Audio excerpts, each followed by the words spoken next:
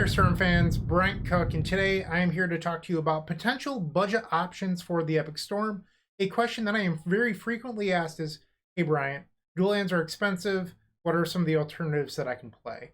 So many people first go to Shocklands. So I'm talking about Watery Grave, Steam Vents, and then you pair them with the Fetchlands that we're already running, like Verdant Catacombs or Scalding Tarn, something along those lines. And the problem with this is that we're an ad nauseum deck, so every single life total point counts.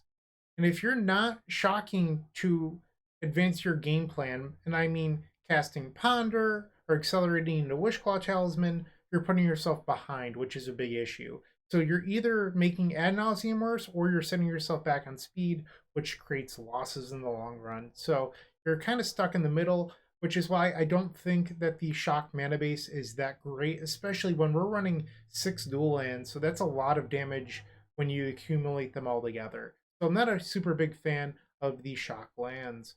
Next up, we have the fast lands. I'm talking about Darkslick Shores, Blackleaf Cliffs, and what's the last one? Spirebluff Canal. That's it. Sorry, I'm old. But yeah, those are the fast lands. And these are particularly an issue because we're a deck that plays Ponder and Brainstorm. So you don't get to run Fetchlands. Well, I guess you could, but like they don't really work well together. But you really want the shuffle effects. That's the main point here for Ponder and Brainstorm. And when you run a Fastland mana base, that's an issue. And I thought that the Fastlands were actually a decent option until the Epic Storm had a major overhaul when we added Veil of Summer and Wishclaw Talisman. At that point, the Fastlands, in my opinion, were no longer a viable option because now we're 4 colors. Today, as I record this, the Epic Storm is a 5-color deck. Can you imagine trying to support that off of having the right Fastland at the right time? It's a pretty sticky situation, which leads me to the next category of lands. I'm talking about 5-color lands. Gemstone Mine, City of Brass, those style lands. I think City's actually not the proper land to be running anymore, but 5-color lands. There's a bunch of them that you can choose from.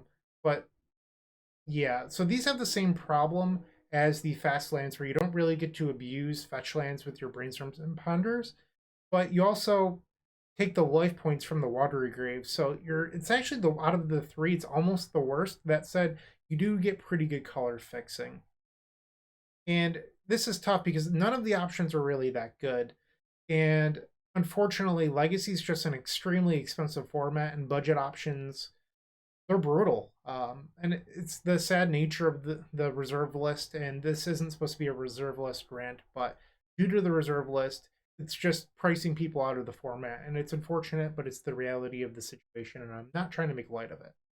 And that leads me to the next card, which is on the reserve list, Lion's Eye Diamond. It is so expensive. We saw it had a peak of $700 this year. It's come down a little bit since then, and it's just through the roof.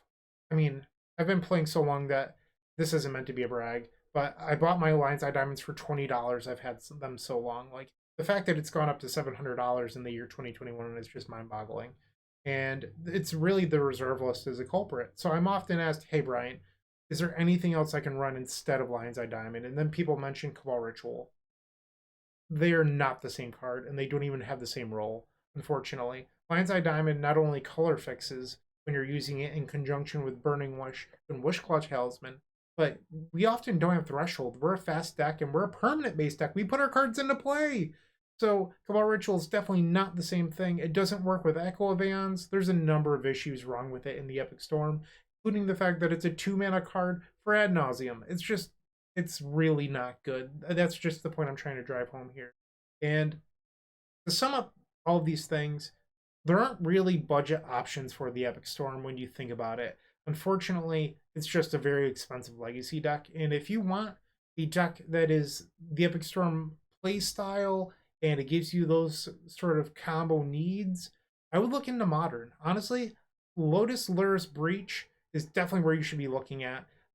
It's a fantastic deck. I love playing it, and it feels a lot like playing the Epic Storm whenever I'm piloting it. So I'd potentially look into that. And if that deck is still too expensive for you, maybe look into the Arcane builds that are even cheaper. Those are decks that have that combo-esque feel while being very budget friendly. And I know you may not want to play Modern, but just try it. Those decks are a blast, and I promise that you'll like them.